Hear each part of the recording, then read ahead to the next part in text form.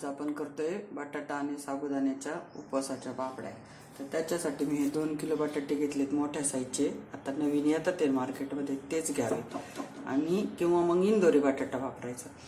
तर हे बटाटे आहेत ना 2 किलो आहेत, ते उकडून घेतले मी, शिजवून घेतले चांगले। 1-2 शिट्ट्या करायच्या आणि कमी गॅसवर परत 5 ते 7 मिनिटं ठेवायचं, म्हणजे चांगले आतून पण शिजले जातात।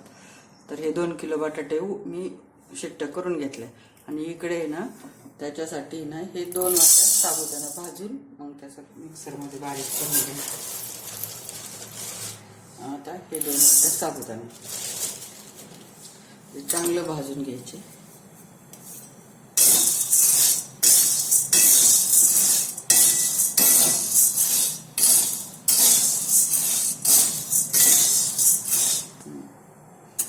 भाजून घ्यायचं म्हणजे चांगलं बारीक जाड पीठ नाही होणार, बारीक पीठ होतं। 4-5 मिनिटं भाजायचं। आता हे उकडलेले बटाटे आहेत ना चांगले शिजलेत मस्त। तर आहे ना आता ते एकदम बारीक होण्यासाठी, मध्ये गाठी नाही राहण्यासाठी ना मी ह्या चाळणीतून आहे ना, पुरणाची चाळणी आहे त्याच्यातून हे काढू राहिले असे, आणि मग त्याच्यात साबुदाण्याचं पीठ टाकून मळून घ्यायचं। आता हे काढू राहिले, ह्या असे करू राहिले मी।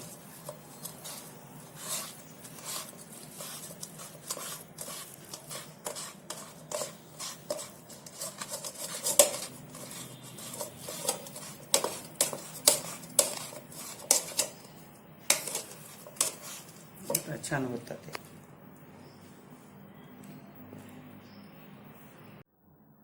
आता हे सगळं चाळणीने किसून घेतलेले ते बटाटे, आणि आता त्याच्यात हे साबुदाण्याचं पीठ टाकून घेतलं। ते अजून 1 वाटी आहे, ती 1 टाकून घ्यायची। आता हे तिखट एवढं ह्याला आहे ना, मी लाल तिखट टाकू राहिले, हिरवी मिरचीचा ठ्याचा पण टाकू शकता, पण मी लाल टाकू राहिले। हे 1 चमचा, 2 चमचे, जसं आपल्याला तिखट लागतं तुमच्या घरात तसं तुमच्या आवडीनुसार। आता हे मीठ 1 चमचा आणि हे 2 चमचा। मग परत सगळं मिक्स झाल्यावर खाऊन पाहायचं, कमी जास्त काही वाटलं तर परत हे करायचं। आता राहिलेलं पीठ आहे ना परत थोडंसं अजून टाकून घेतलं, जसं लागेल तसं। तर बटाटा आहे ना हा ड्राय आहे जरा, म्हणून मी थोडंसं कमी टाकलं।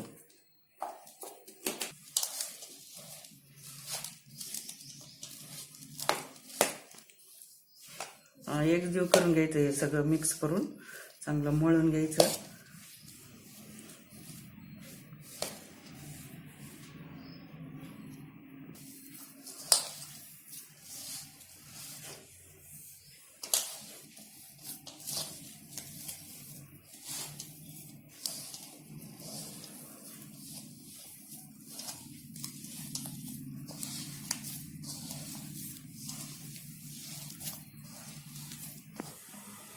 आता हे पाणी ना उकळत ठेवलेलं आहे, त्याच्यात ही अशी चाळणी ठेवायची आणि हे मळून घेतलेलं आहे ना। आता कसं आहे, ते साबुदाण्याचं पीठ असतं ना त्याचं थोडंसं कचकच लागतं, म्हणून त्याच्यासाठी परत हे थोडंसं शिजून घ्यायचं। असं केलं तरी चालेल, पण ते थोडंसं कचकच लागेल, म्हणून आपल्याला एकदम छानच करायचेत ना, म्हणून हे असं थोडंसं वाफवून घ्यायचं।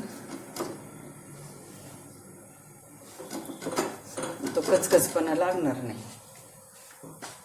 एकच नंबर पापड।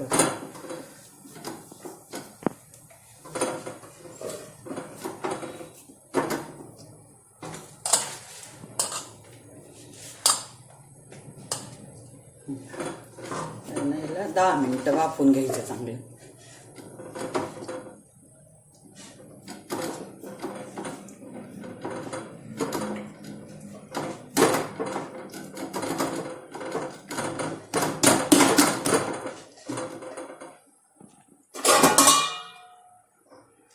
फुल गॅसवर वाफवायचं 7 मिनिटं, 5 ते 7 मिनिटं।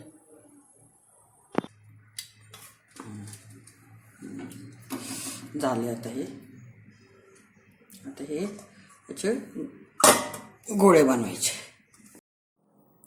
आता हे छान मस्त शिजले याच्या आतलं, आणि इतकं छान पाहिजे हे, किती असं त्याचे गोळे पण छान बनवून राहिले मस्त। आता हे असे मी ना गोळे बनवून घेते, थोडेसे झाले की मग लगेच प्रेस करून घ्यायचे पापड।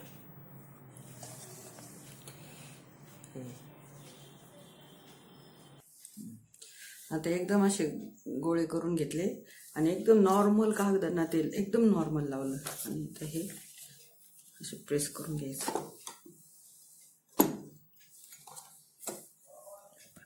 किती छान पापड झाले.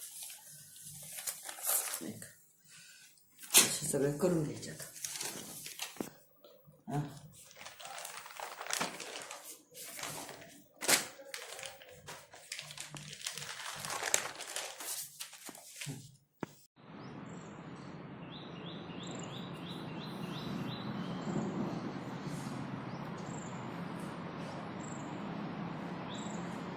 आता ह्या उन्हात एक दिवस वाळून घेतल्या चांगल्या आणि ह्या आता हे तळीत एकदम छान मस्त झालं. त्याचं कशी फुलं ती आणि किती कलर आणि ते छान आलेलं आहे मस्त एकदम.